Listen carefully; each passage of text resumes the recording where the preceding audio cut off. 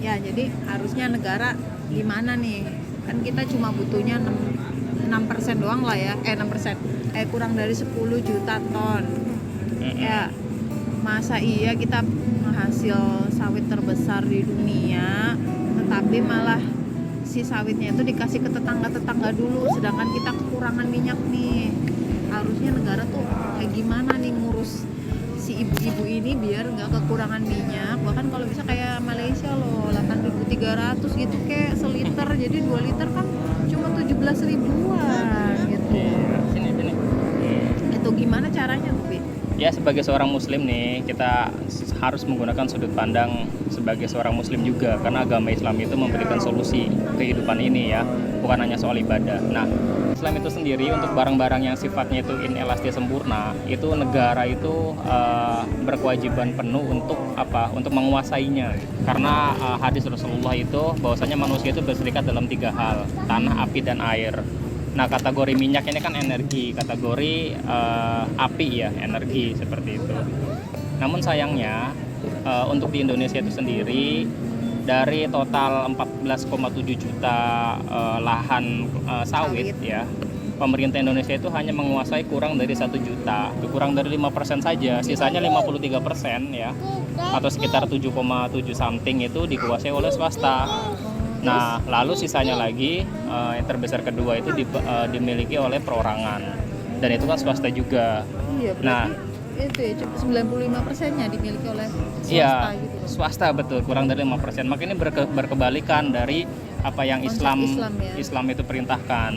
Yang harusnya negara itu menguasai, tapi hanya menguasai 5% saja. Ini maka dari itu bagaimana negara itu bisa mengatur supply distribusi barang ini ya, minyak ini, jika hanya kekuatannya itu 5% saja. Itu masalah. Maka dari itu seharusnya memang untuk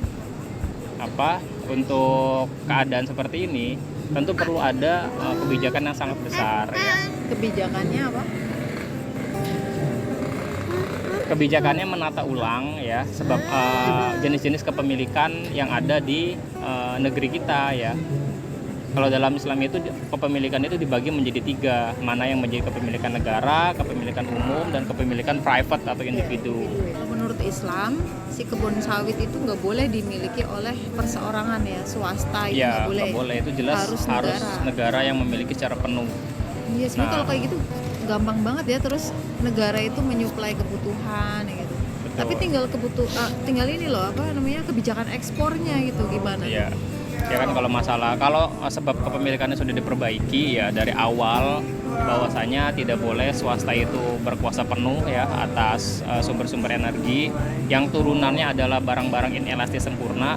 Maka kalau sudah dari hulunya itu sudah dibenarkan ya tentang jenis kepemilikan, siapa menguasai siapa, yang private individu itu boleh menguasai apa saja, itu kebijakan teknisnya berapa yang harus diekspor, berapa untuk kebutuhan domestik itu akan lebih mudah.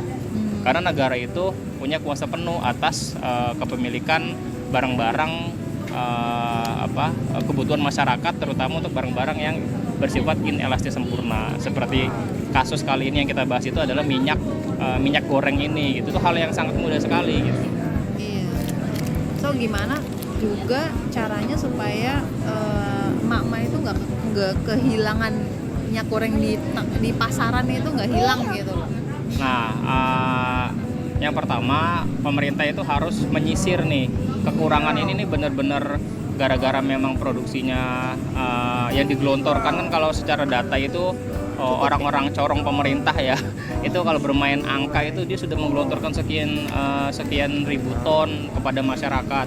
Kalau memang katakanlah itu kita asumsikan benar, maka kita cek distribusinya, apakah ada penimbunan yang terjadi oleh oknum-oknum yang memiliki kemampuan untuk menimbun, kemampuan uang, kemampuan kekuasaan, yang bukannya dia malah membantu masyarakat, malah dia menimbun untuk mendapatkan harga yang lebih besar.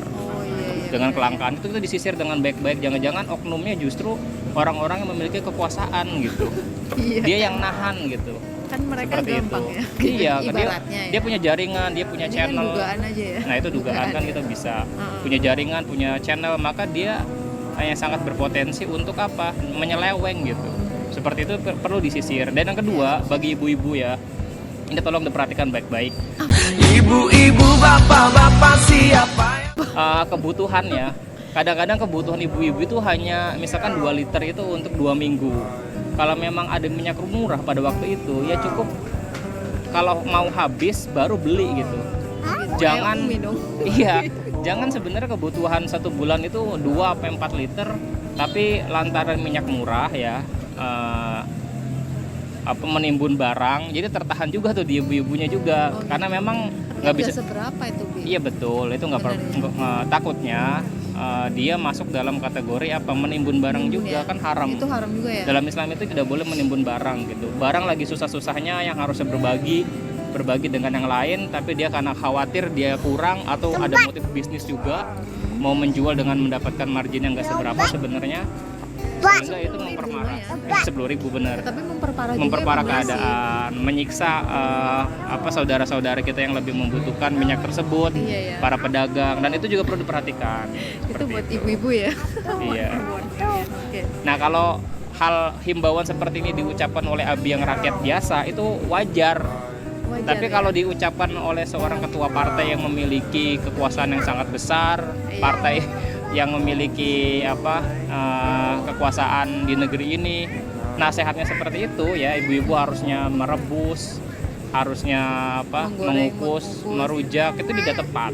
Karena dia bisa dengan kekuatan yang dimilikinya, dia bisa mengoreksi kebijakan pemerintah.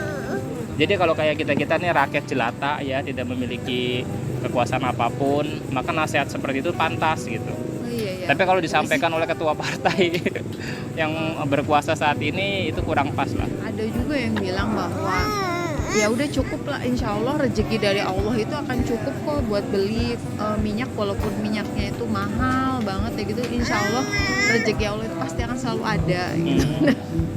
Ini juga cukup ini ya, nggak usah keluar-keluar lah gitu, nggak usah yang aneh-aneh ngomongnya gitu, yang penting kita kan bisa beli, it's fine kayak gitu kan, jadi main adem aja gitu. Ya pertama harus dipisahkan dulu aktivitas amar ma'ruf nahi mungkar ya. Kita mengatakan yang hak dan yang batil dengan Lawan kezoliman juga ya. Iya, ini kezoliman. Iya, melawan kezoliman. Dengan aktivitas bahwa kita percaya bahwa rezeki itu ditanggung oleh Allah Subhanahu wa taala. Itu harus dibedakan, Berarti jangan itu dicampur-campur. dua Dua hal yang aktivitas berbeda. ya, dua hal yang berbeda. Percaya akan rezeki Allah itu hal yang lain. Itu terkait dengan akidah juga ya. Iya. Ah. Adapun aktivitas untuk mengatakan hak dan batil ya, amar ma'ruf nahi mungkar itu juga aktivitas yang lain. Ini kalau dicampur-campur, keadaan yang salah tapi disiram seolah-olah adem gitu ya. Kita harus percaya rezeki ini Allah yang nanggung. Iya, tapi itu akan akan menutupi atau menghambat ya orang-orang yang berdakwah. Itu aja bincang kita hari ini, diskusi kita hari ini, mudah-mudahan bermanfaat untuk umat ya.